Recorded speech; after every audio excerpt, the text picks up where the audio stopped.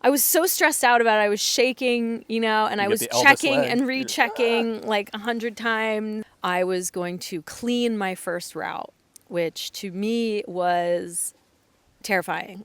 And Sean's down there like freaking out in his own way because he's like, oh my God, this is taking forever. And this like massive storm is coming in. But he's like, I don't want to rush her because like that would be dangerous. So he's just like standing down there. He's freaking out. I'm freaking out. And we're both internally freaking out, but not letting each other know that. It feels like within seconds, the entire area is just like this magical waterfall. Like there's waterfalls coming down and through every crack in the rocks, and these massive cliffs are just rushing with water stepping out, packing the car.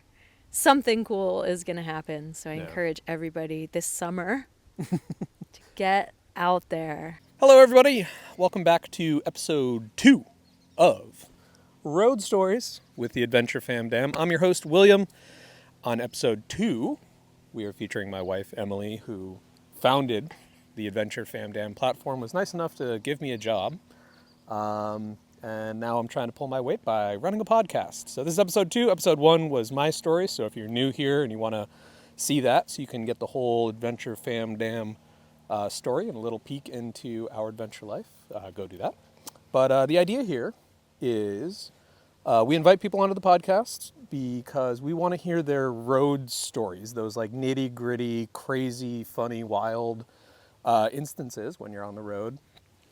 Anybody who's traveled significantly or even just a little bit, something's going to go sideways at some point, and usually it leads to something either hilarious, crazy, or just kind of outlandish. You almost wouldn't believe the story. So we're here for Emily's road story. Welcome.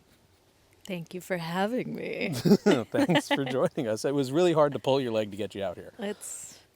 I have a very tight schedule, so I had to call her people, and it was anyway. My agent was not having it, but here we are. Yeah, Pulled some strings. This is not a paid gig. Let's put it that way. Anyway, so yeah, what is your road story? What's something crazy that happened through your adventure times that you think is kind of cool and you want to tell the people?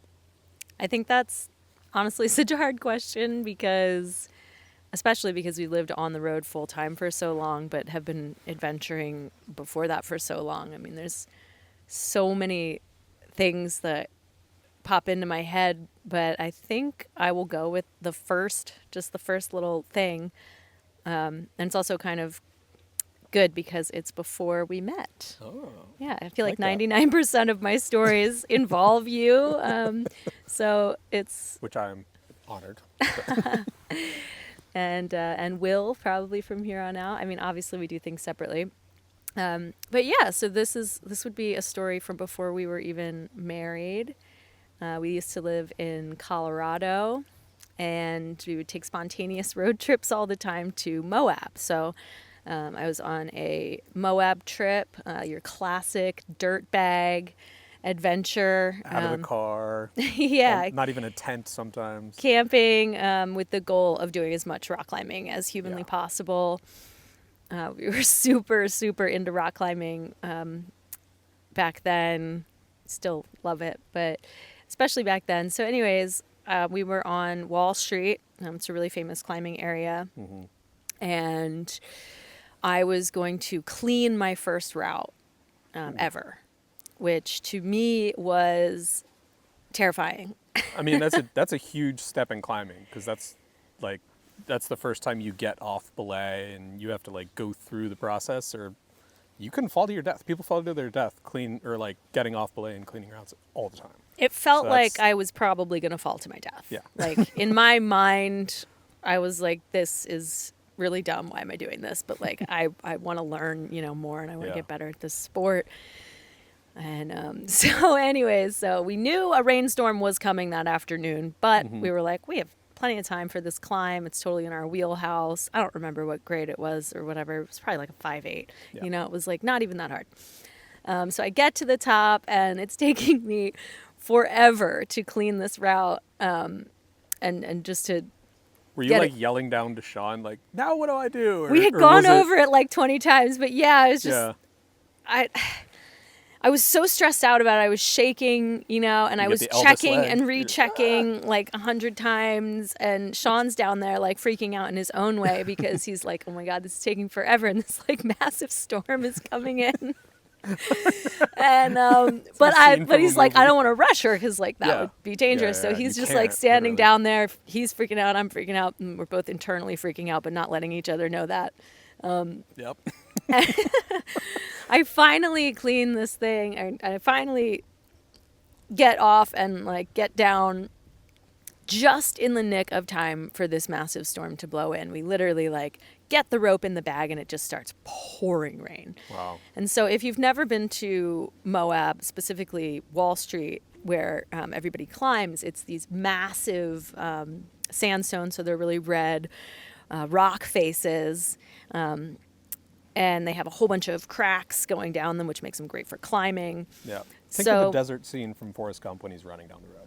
So, anyway. Yeah, I mean, it's absolutely stunningly gorgeous. But it's a super risky flash flood area. Yeah.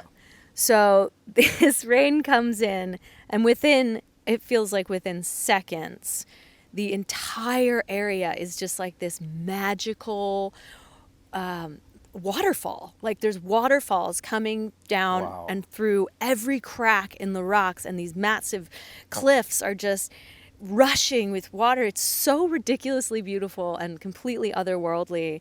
And it was well before I ever took any pictures with any kind of device besides like a portable, camera. I wasn't doing that with my phone yet.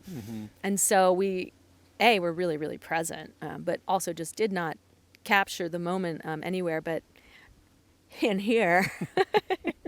So we'll get to see those pictures when we get Neuralink eventually.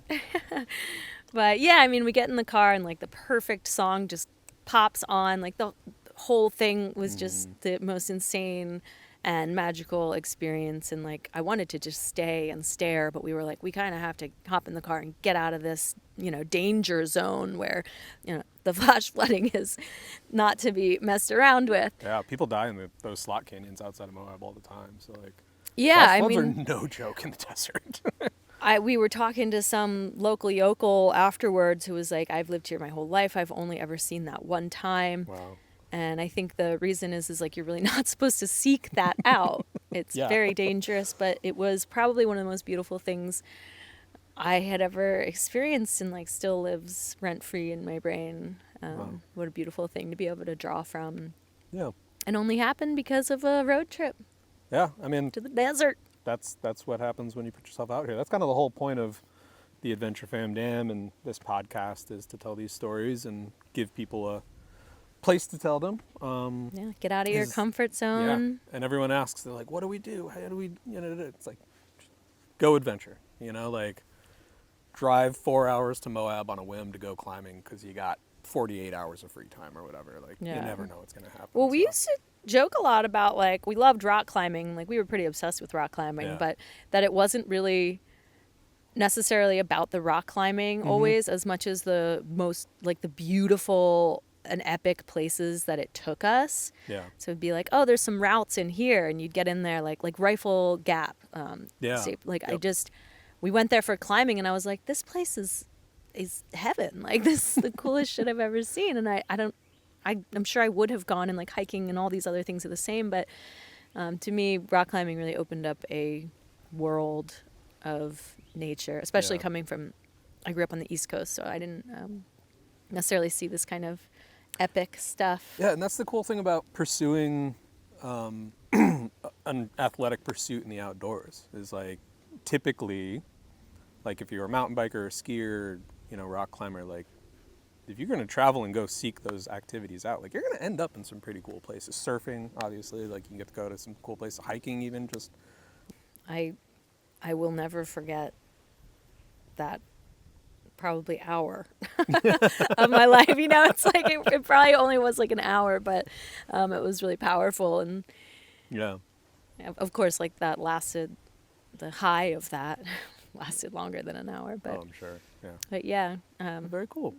Being on the road and just taking road trips and going on adventures.